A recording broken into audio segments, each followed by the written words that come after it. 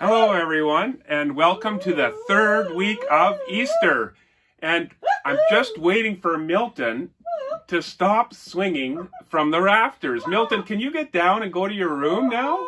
Okay, all right. Thank you. This show is so much better when Milton is with me here, or because when I'm by myself, I feel a little nervous. So, thank you, Milton. That was fun. Oh, yeah. Well, you were sure swinging there, and what a beautiful necklace you have on today. Thank you. Wonderful. Looks sharp. It's a leaf. Yes, and the green against your brown fur is really nice. Thank you. That's cool. Way to go, Milton. I guess I should start wearing a necklace or a tie too, eh? You look good. Oh, thanks, Milton. I appreciate the compliment. All right. Well, hello, everyone. This is the third week of Easter, and we are back with the prayer table once again. If you've been watching for the last couple of weeks, you've sort of seen how we have moved the prayer table along into Easter now, and now we're in the third week of Easter. And right away, I thought that I would make just a couple of changes. Because this is a small table, I can't put everything on the table that I would like to. So today, what I did just before the camera was turned on, is we emptied this bowl where we've had the water in, which symbolizes new life that comes with Easter. And I'm going to bring this bowl back to the kitchen. And today, we are going to replace the bowl with a candle, which is another great symbol of Easter. Every church, you may notice, has a very large Easter candle for the beginning of the Easter season, and it's there in the church for the whole year. It's called a Paschal candle. Now, this isn't an official Paschal candle that's been blessed or anything like that, but it is a nice, beautiful candle. And I put a little pin inside onto the candle of a cross. And this is sort of going to symbolize the light of Christ, which is born anew for the world during the season of Easter.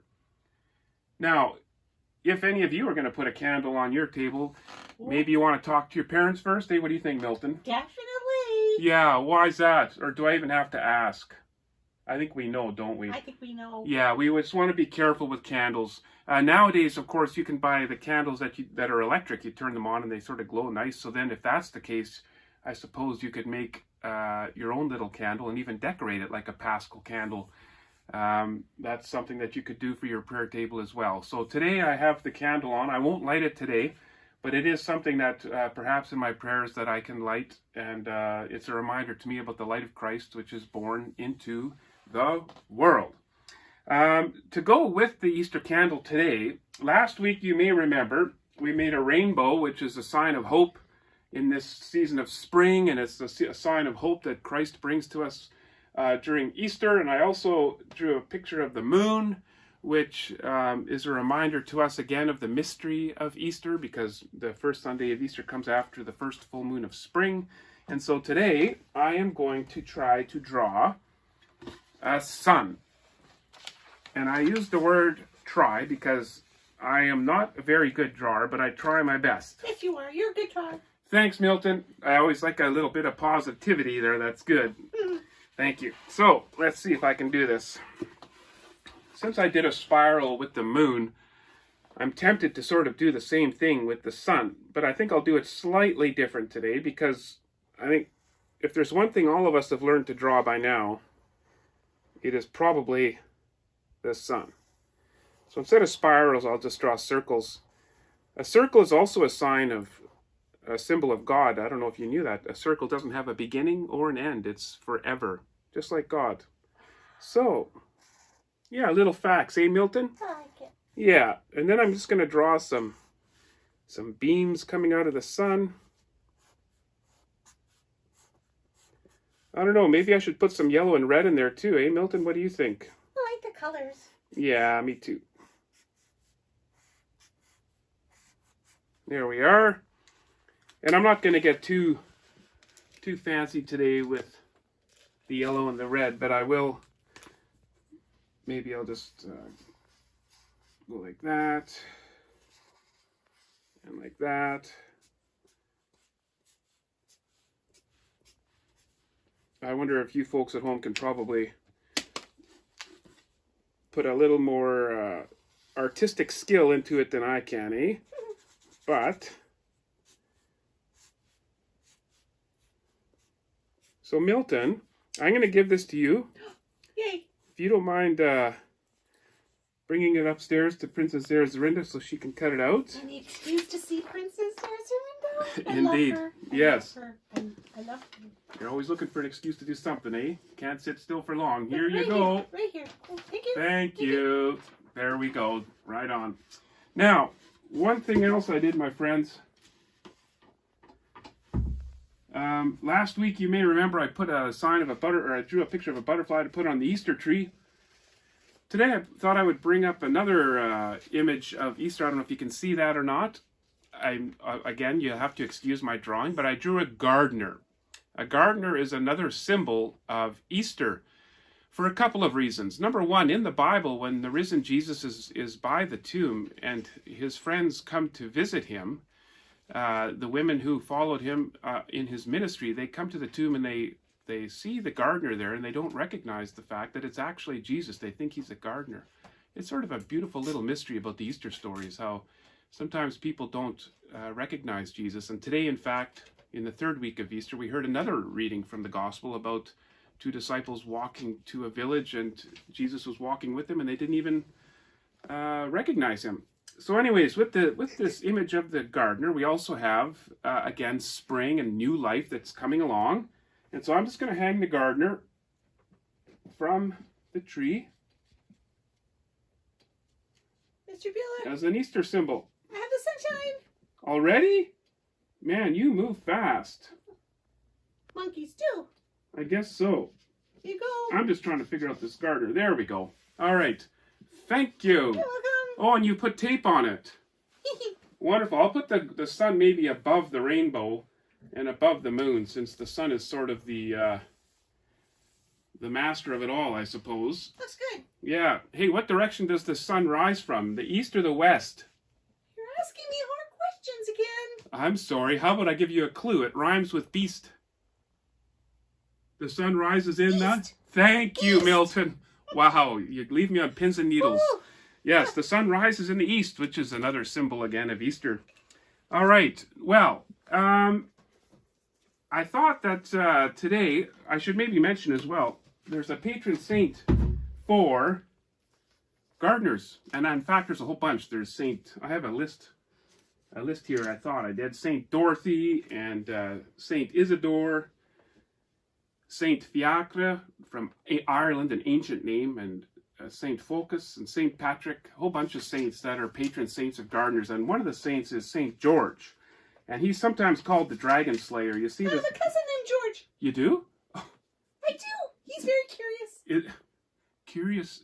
You can almost call him Curious George, I suppose. He is a bit curious. Really? Yeah. Cool. Yeah. Wonder if anyone else has met Curious George. Is Curious George famous? Not bad. A little bit, eh? Show business runs in your family, I guess, because look at you. You're on a TV show, too. Yeah, well done. So this is St. George. Here he is fighting a dragon. George lived a long time ago and started a Christian community a long time ago, about 1700 years ago in modern-day Iran.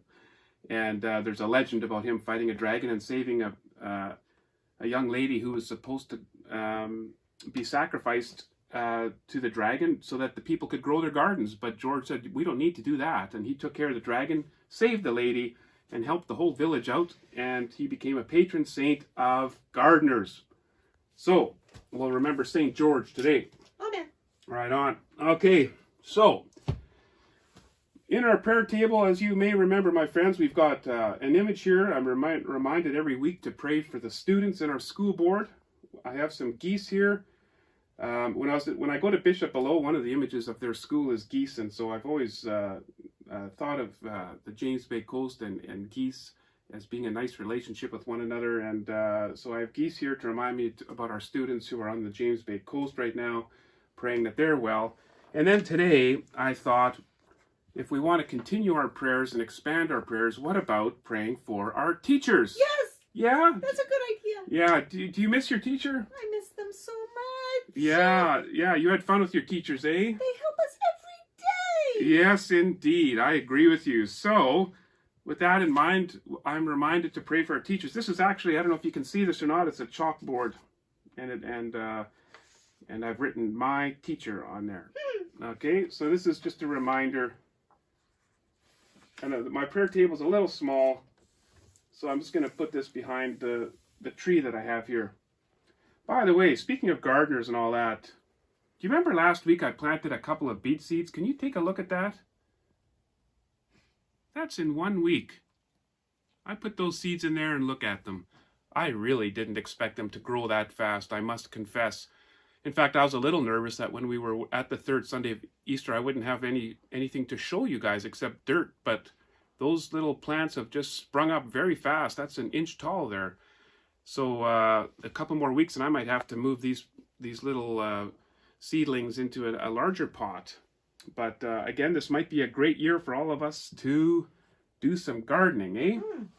So there was one more thing I thought I would do today before we close off our presentation, our show today. And that is I thought that I would show you how to make a bird feeder.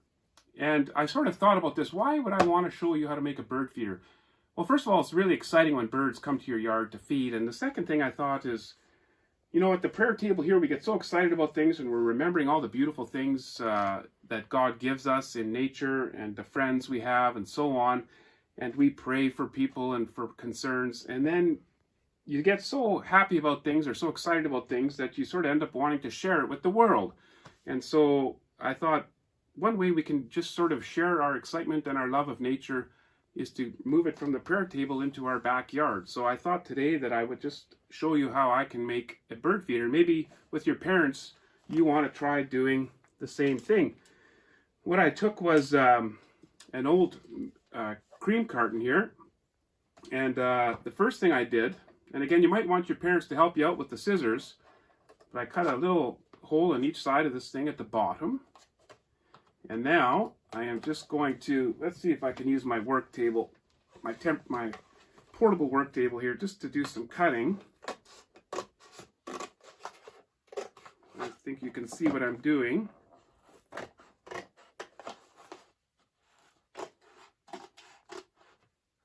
That's going to be the little window or the little door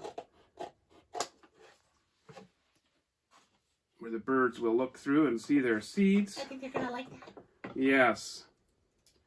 And so when they're in the trees eating from here, Milton, you're going to have to be very careful not to swing from the trees and scare the birds away. You know what I mean? You can count on me. I figured as much.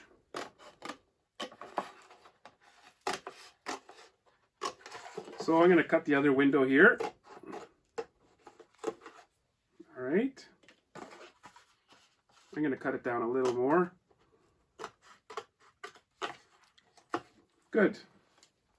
Now, before I have a twig here, or a stick that I'm going to put through the bottom for birds to perch on. But before I do that, I thought that I would just put a couple of pictures on the bird feeder to decorate it. And that's just an optional thing, eh? You don't have to do that. Can I help? Yes, in a moment. I'm going to just quickly draw a picture of a bird. And then I'm going to give it to you to tape on. Is that okay? Yes. Is that a plan? Okay. Sounds good. All right. So, let's see if you can see. I'm going to try to draw this picture, and I would like you to be able to see it too.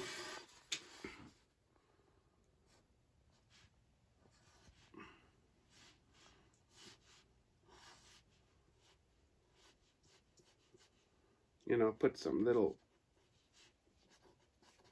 feet on the bird. Now, if you wanted to, I suppose you could even color the bird. What color should I make the bird, Milton? Yellow. Yellow. Like bananas. Yellow like bananas. Are you getting hungry again? A little bit. So last week you told me you only eat one banana a day, but is that true, Milton? There we go. So, I'm going to take this bird with the yellow, and I'm going to take this, so you can run up and give this to Princess Zarazarinda to glue on. Sounds We'll good. just sort of glue it on like this. All right, so first I'll give you the picture. Got it. And is that it? I'll keep the bird feeder, Milton. Got it. Oh, okay. It's so big, Milton. Got it. I got it. Don't fall over. Can you imagine if Milton fell over? Wouldn't like that at all. All right. So there's a couple more things we will do while we're waiting for Milton. One is I'm just going to, this is a twig that I found off a cedar tree outside, and I'm going to just cut it off about here, like that. And I'll show you how I do use that. And then we need some string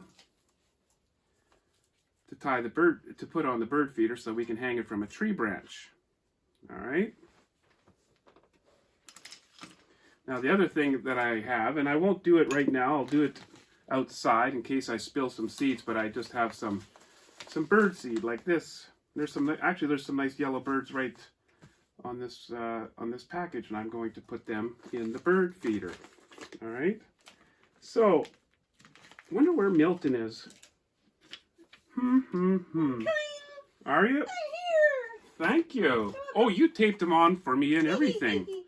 So you can see, friends, what I've done here, or what Milton has done with Princess Sarah's window. They have pictures of different types of birds. If that's an eagle or a hawk, I wonder if that's going to scare our little friends. Here's the picture I just drew. And here's another couple beautiful birds here. All right. You like it? I love it. It's great. So, first thing we'll do is we'll take the stick we have here, and we will put it through. Just have to get it through here.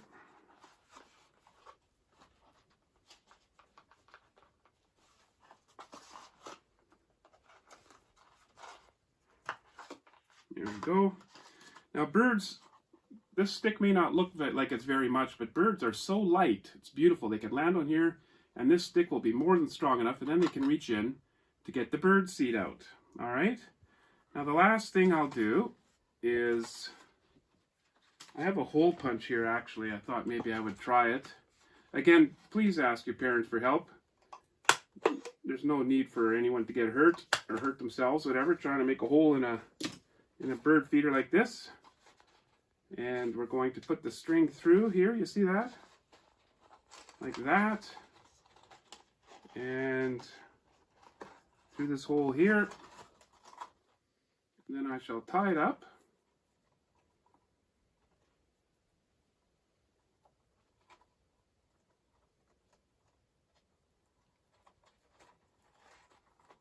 Like that.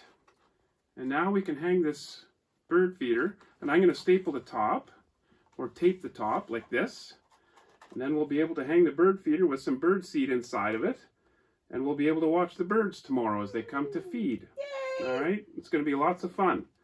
So anyways, another great sign of Easter, and this is a way of sort of us sharing our joy and thanksgiving and love of nature and the world that God has given us, to able to share our joy with something or someone outside. All right, so that's that for today, my friends. I appreciate you being here. Milton, thank you so much. You're welcome. Actually, my friends, I got a little surprise present for Milton today. What? I did. What kind of surprise? I got Milton a Huh? banana. Ah! Yes. Really? This is yours. You can keep I'm it. trembling with excitement. Look at this. Oh, Well, you better keep that banana. give us a feeler. See you later, Milton. And see you later, everyone. Peace to you and happy Easter. Bye-bye.